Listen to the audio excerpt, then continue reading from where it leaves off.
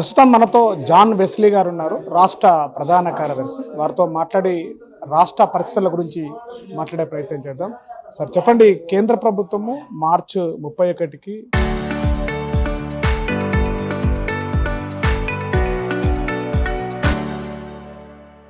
మావోయిస్టులు లేకుండా చేస్తామని చెప్పేసి స్టేట్మెంట్ కూడా ఇచ్చింది. దాని యొక్క దిశలు కూడా అడుగులు వేసేసింది. కూడా ఈరోజు రాష్ట్ర డీజీపీ కూడా కర్ణగుట్టకి సందర్శనకి వెళ్ళాడు. అక్కడ పరిస్థితులు ఏం చెప్తారు? ఈ యొక్క అంటే మావోయిస్టులు అంతమైనట్లయినా కేంద్ర ప్రభుత్వం యొక్క దృష్టితో, మీ దృష్టిలో?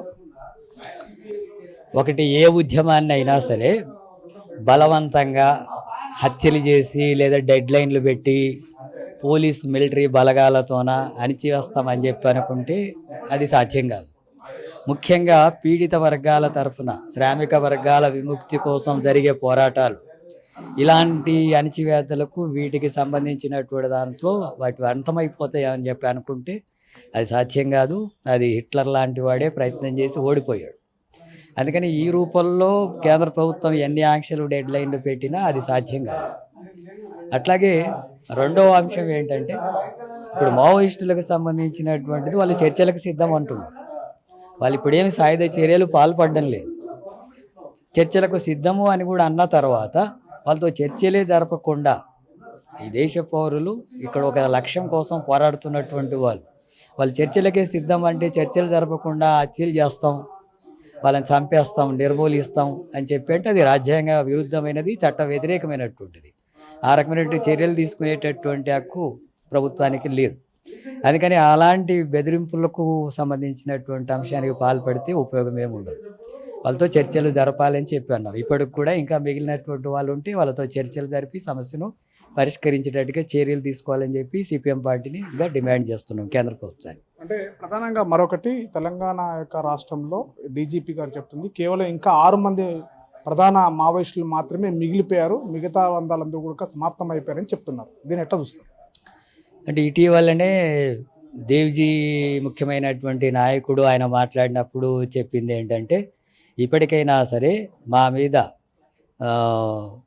నిషేధం ఎత్తివేస్తే ఇంతగా లోపల ఉండేటటువంటి వాళ్ళంతా చర్చలు జరిపి వాళ్ళందరూ కూడా బయటకు వచ్చేటట్టుగా చర్యలు తీసుకుంటాం, బయట రాజకీయంగా పనిచేయడానికి ఆ ప్రయత్నం చేస్తామని చెప్పి అన్నాడు. అంటే అర్థం లోపల ఉన్నారనే కదా, ఇంకా అలాంటి కార్యాచరణ చేస్తున్నటువంటి వాళ్ళు ఉన్నారనేది అర్థం. మరి అలాంటి ముఖ్యమైనటువంటి స్థానంలో ఉన్నటువంటి నాయకుడే ఆ మాట చెప్పినప్పుడు దాని పరిగణలోకి తీసుకోవాలి. అంటే ఇప్పటికి అయిపోయింది 5-6 అనే సమస్య కదా. ఆయన చెప్పిన దాన్ని బట్టి చూస్తే ఇంకా చాలా పెద్ద సంఖ్యలో లోపల ఉన్నారు. వాళ్ళందరినీ కూడా సరైన నిషేధం ఎత్తేస్తే చర్చలు జరిపి వాటిని పరిష్కరించేందుకు కృషి చేస్తామని అంటున్నారు వాళ్ళు. సరే, అదే కొనసాగిస్తారా లేదా లోపల ఉన్న వాళ్ళు ఇప్పటికీ సాయుధ పోరాటమే కొనసాగించాలని చెప్పి అనుకొని కొనసాగించే వాళ్ళు కూడా కొంతమంది ఉండి ఉండొచ్చు. వాళ్ళు బయటికి రాకపోయి ఉండొచ్చు, వాళ్ళు లొంగకపోవచ్చు, వాళ్ళ అరెస్టులు కూడా కాకపోవచ్చు. కాబట్టి అలాంటి వైఖరి కూడా ఇంకా కొనసాగే అవకాశం ఉందేమో.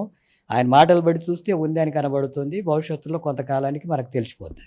అంటే చివరగా రాష్ట్ర ముఖ్యమంత్రి నేరుగా కేరళలో జరిగేటువంటి ఎన్నికల ప్రచారానికి వెళ్తున్నారు. అక్కడ సిపిఎం పార్టీ, మీ పార్టీ సంబంధించినటువంటి అధికారంలో ఉంది. దీన్ని అక్కడ ఎండగడుతున్నాడు మీ యొక్క వైఫల్యాల గురించి. ఇక్కడ నుండి తెలంగాణ ముఖ్యమంత్రి అక్కడికి వెళ్ళి పార్టీ యొక్క వైఫల్యాలు ఎట్లా చూస్తారు ముఖ్యమంత్రి?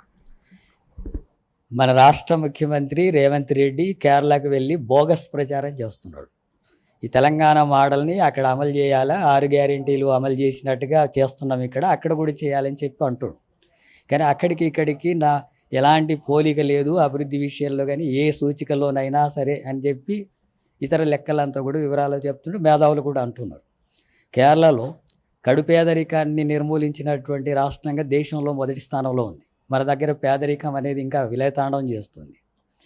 అట్లాగే అక్కడ విద్యకు 24% నిధులు కేటాయిస్తున్నారు. ఇక్కడ 8% కూడా కేటాయించలేదు. 100% అక్షరాస్యత ఉన్న ప్రాంతంలో 24% నిధులు కేటాయిస్తున్నారు. మరి ఇక్కడ 76% ఉంది. అక్కడ నిధులు ఇంకా ఎంత కేటాయించాలా? 15% కేటాయిస్తామన్నది కూడా ఇక్కడ కేటాయించలేదు. మరి అక్కడ పోయి ఏం చెప్తారు? వైద్య రంగం అంతా 90% పైగా అక్కడ ప్రభుత్వ రంగంలో ఉంది, ఇక్కడంతా ప్రైవేట్లో ఉంది. ఈ మోడల్ అక్కడ అమలు చేయాలన్నా? అక్కడ విద్యారంగం అంతా కూడా ప్రభుత్వ రంగంలో ఉంది, ఇక్కడ ప్రైవేట్లో ఉంది. దీన్ని తీసుకుపోయి అక్కడ అమలు చేయాలన్నా?